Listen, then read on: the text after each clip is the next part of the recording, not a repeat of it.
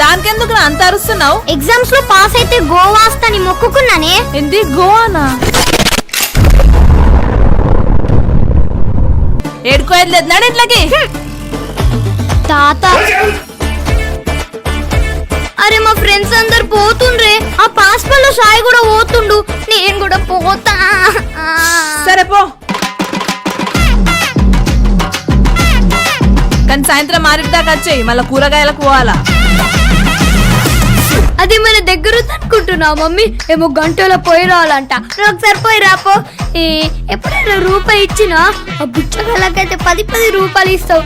మరి తప్పిసినారి ఉండద్దు మమ్మీ. ఏంది?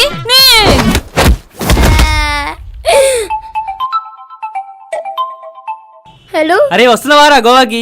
అదే ప్లాన్ చేస్తున్నారా? నీ ముఖం చేస్తున్నారా? మీ అమ్మ పళ్ళు దంచి చూడలేదు అనుకున్నావా?